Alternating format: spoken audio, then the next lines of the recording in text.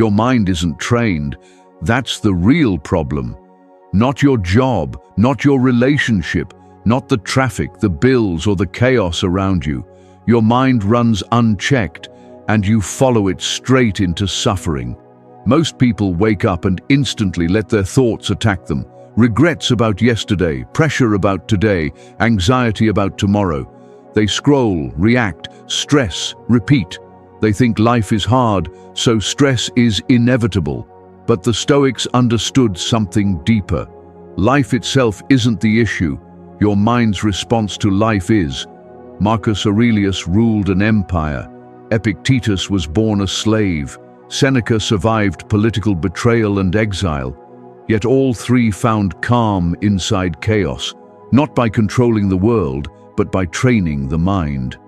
They followed daily habits, simple and practical disciplines that reshaped how they experienced reality. This isn't motivation. Motivation fades. This is mental discipline. And discipline is what separates those who react from those who respond, those who suffer from those who endure, those who collapse from those who stand firm.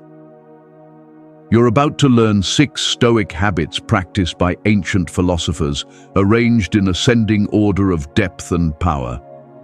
The first is easy to access. The last is the one most people avoid, yet it changes everything. Each habit builds on the one before it, creating a compound effect that slowly rewires your mind. By the end, you won't just feel better. You'll think differently. You'll be different. If you're ready to train your mind, type "I'm ready" in the comments right now. Let's begin. Habit 1. The first battle of the day happens before you even leave your bed. Marcus Aurelius, Emperor of Rome, began each morning by reminding himself of the kind of people he would meet. The ungrateful, the intrusive, the arrogant, the dishonest. He didn't do this to complain, he did it to prepare. He told himself, "These people act this way because they don't know better. I do. I won't be shocked. I won't lose my balance." That is the morning mindset ritual. Before the world floods your awareness with demands, you choose your posture toward the day. You prime your mind. Here's how it works for you. When you wake up, before touching your phone, take 60 seconds. Sit on the edge of your bed and ask yourself one question. What do I control today? The answer never changes. Your thoughts, your reactions, your effort. Everything else sits outside your power. Now, mentally walk through the day ahead, not with fear, but with clarity. If there's a difficult conversation coming, picture yourself staying calm. If there's a boring task, commit to doing it with focus. If something goes wrong, remind yourself that obstacles don't ruin the day. Your reaction to them does. You're not trying to predict outcomes. You're training your mind to expect resistance without being shaken by it. The Stoics called this practice premeditation, but it's simpler than it sounds. You're just refusing to be surprised by reality. Most people let the day happen to them. They wake up reactive, scroll through stress triggers, and wonder why they feel anxious before breakfast. You're doing the opposite. You're taking control of the only thing you ever truly controlled, your inner state. This habit is the foundation. It's accessible. It takes 1 minute, and it works. When you start your day with intention instead of reaction, everything shifts. You're no longer a passenger in your own mind. You're the pilot. And once you master this, you're ready for the second habit, the one that changes how you move through your entire day.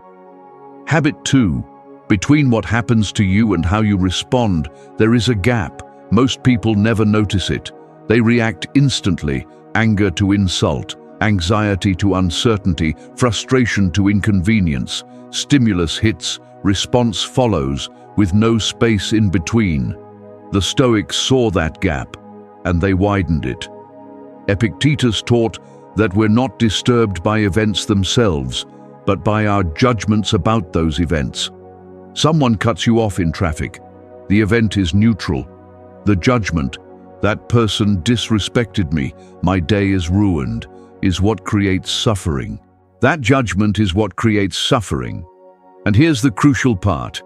It happens so fast that it feels automatic, but it isn't automatic. It's a habit, and habits can be changed. This is the pause practice. When something triggers you, you deliberately insert a pause before you respond. Here's the method. Something happens. You feel the surge, anger, anxiety, frustration. Instead of reacting instantly, you do 3 simple things. First, you name the emotion. I'm feeling anger. Second, you take 1 deep breath, just 1. Third, you ask yourself, is this response going to help me or hurt me? That's it. Name it. Breathe. Question it. You're not suppressing emotion. You're creating space around it. You're reminding yourself that you still have a choice. Viktor Frankl, who survived the Holocaust, said, between stimulus and response, there is a space. In that space is our power to choose our response. In our response lies our growth and our freedom. The Stoics lived this idea daily. When insulted, they paused and asked, does this person's opinion actually change who I am? If the answer was no, they refused to give it power. When facing setbacks, they paused again. Is this truly a disaster or simply inconvenient? Most people are enslaved by their immediate reactions. You're training yourself to be free. This habit builds directly on your morning mindset. You've already set your intention, and now you protect it throughout the day by refusing to react blindly. Master the pause, and you stop being controlled by circumstances. You begin learning self-command. Ready for the 3rd habit? It goes deeper. Habit 3. Seneca practiced a habit that sounds dark, yet was profoundly liberating. He regularly imagined losing everything he valued, his wealth, his status, his health, even the people he loved. Not to torture himself, but to prepare himself, and more importantly, to appreciate what he still had. This practice is called negative visualization, and it's one of the most misunderstood Stoic disciplines. Most people avoid imagining bad outcomes. They think positivity means pretending nothing can go wrong. But the Stoics understood that denial doesn't prevent suffering, it amplifies it. When you refuse to consider adversity, you're blindsided when it arrives. You haven't built resilience, so you collapse. Negative visualization does 2 powerful things. First, it removes the shock from hardship. If you've already imagined losing your job and it happens, you're not paralyzed by panic. You're prepared. You've already thought through your options. Second, it creates deep gratitude. When you imagine life without your health, your relationships, or your freedom, you stop taking them for granted. You finally see them clearly. Here's how to practice it. Once a day, spend 2 minutes imagining a challenge you might face. Not catastrophizing, just honest consideration. What if this project fails? What if this relationship ends? What if I get sick? Then ask yourself, how would I handle this? What is within my control? You're not manifesting disaster. You're training your mind to face reality without flinching. Marcus Aurelius wrote, "Nothing happens to any man that he is not formed by nature to bear." You're reminding yourself of your own capacity. The beauty of this habit is that it prepares you for hardship while making you deeply grateful for the present. You're not living in fear of loss. You're living with clear eyes. This practice requires more discipline than the first 2 because you're deliberately walking toward discomfort in your mind. But that's the point. You're training your mind to be strong, not just comfortable, and that strength deepens in the 4th habit. Habit 4. Seneca ended every day with a ritual of self-examination before sleep. He reviewed the day like a general reviewing a battle. What went well, where he failed, and what he could do better tomorrow. But here's the key. He did this without self-condemnation. He wasn't attacking himself, he was learning. This is the evening reflection, and it closes the loop your morning mindset started. Most people end their day the same way they began it, scrolling, distracted, numb.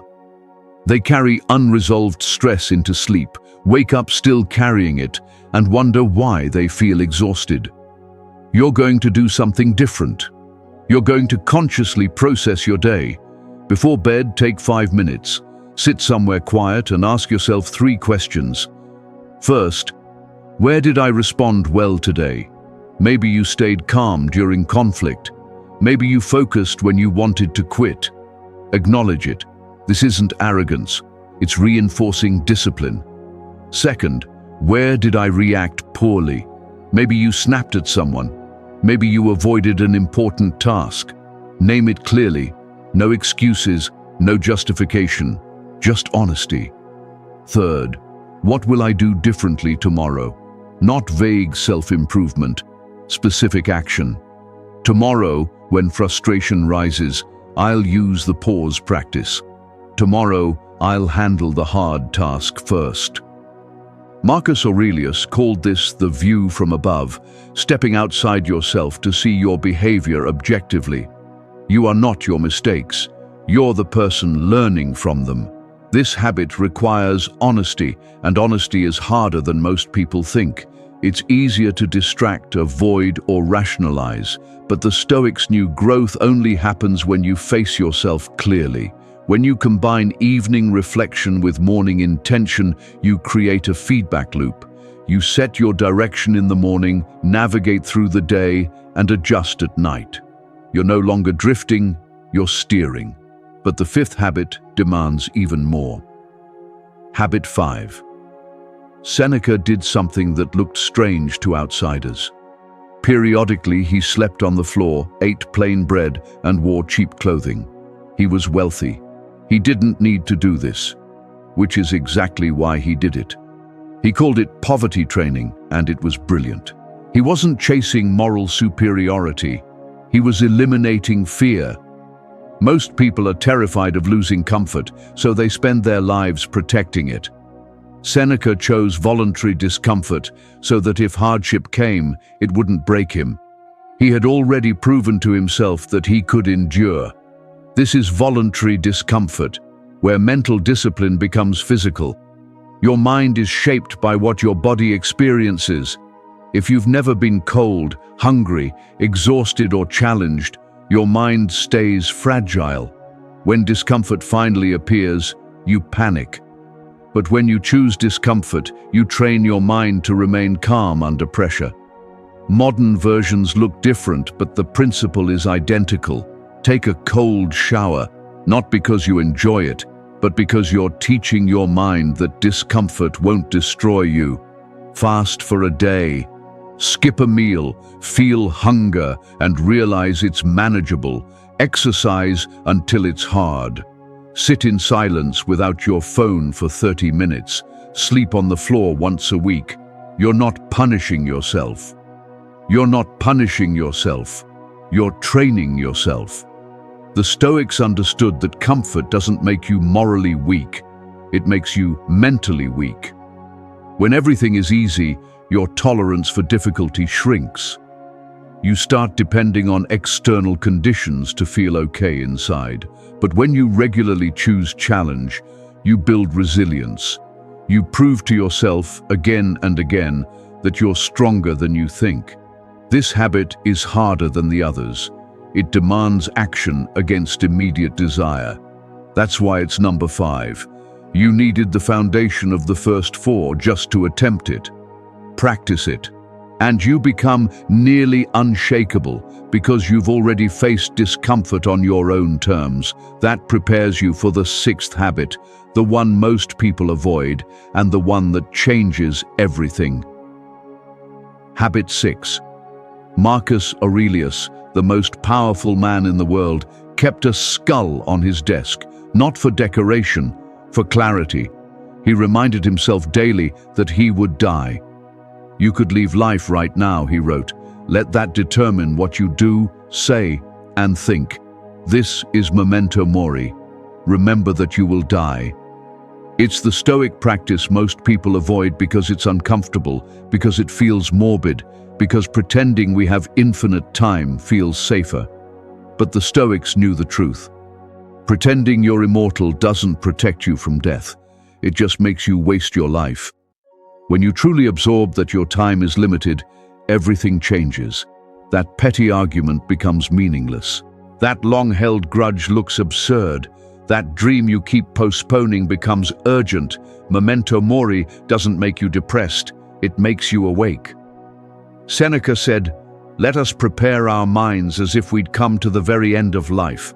Let us postpone nothing. Let us balance life's books each day." He wasn't being pessimistic, he was being honest, and that honesty freed him. Here's the practice. Every morning after your mindset ritual, add one sentence. I might not see tomorrow. Not with fear, with clarity. Then ask yourself, if this were my last day, would I waste it on resentment, distraction, or cowardice? The answer is obvious. This doesn't mean living recklessly, it means living intentionally. Treat every conversation like it might be the last with that person. Do your work with care, because you don't know how many chances you'll get. Forgive faster. Love openly. Stop delaying what matters. Most people ignore this habit because it confronts them. But it's the most transformative practice in Stoicism. It makes everything else urgent. Your morning intention becomes sacred. Your pause before reacting becomes essential. Your evening reflection becomes non-negotiable.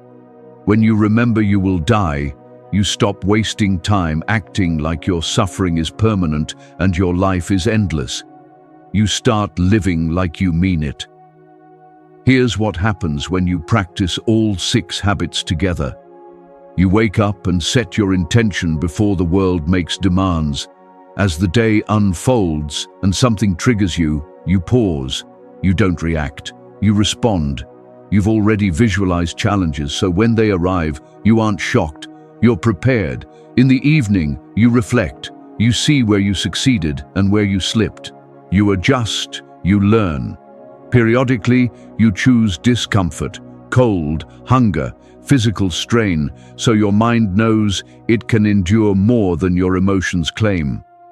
Underneath all of it is memento mori, the awareness that your time is finite. That awareness makes every habit purposeful.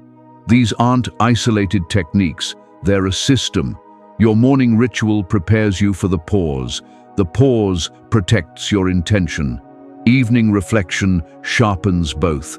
Voluntary discomfort builds the resilience required for all of them. And memento mori gives everything urgency. This is the difference between an untrained mind and a trained one. An untrained mind reacts to everything. It's pushed around by circumstance, ruled by mood, controlled by externals, and it suffers because it has no discipline. A trained mind responds instead of reacts. It prepares instead of panics. It reflects instead of repeating mistakes. It strengthens instead of softens. It lives with urgency instead of delay. The Stoics didn't develop these habits for philosophy's sake. Life demanded it. War, plague, betrayal, loss. They needed minds that could withstand reality. So do you. The compound effect of these habits, practiced daily, is profound. You don't just feel better, you become someone who can't be easily shaken. Imagine tomorrow morning, nothing external has changed. Same job, same people, same challenges, same chaos. But you've changed. You wake up and instead of dread, you set intention. You know what you control, your mind, your response, your effort. An insult comes. You pause, breathe, and realize their opinion doesn't define you. A crisis appears. You stay calm. You've already rehearsed adversity. You adapt and move forward. At night, you reflect without shame. You adjust. You grow. And beneath it all, you remember your time is limited, so you don't waste it on resentment or distraction. You live deliberately. You love openly.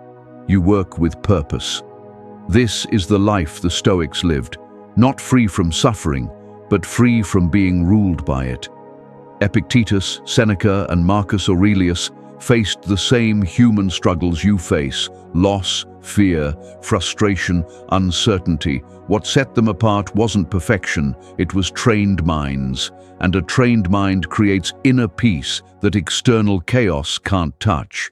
Start tomorrow. Practice. Habit 1, 60 seconds, set your intention. Throughout the day, practice habit 2. Name the emotion, breathe, choose. Add one habit each week. By week 6, you'll be practicing all of them, and by then, you won't recognize your old reactive self. You'll wonder how you ever lived without this discipline. Your mind is untrained, but it doesn't have to stay that way. Train it.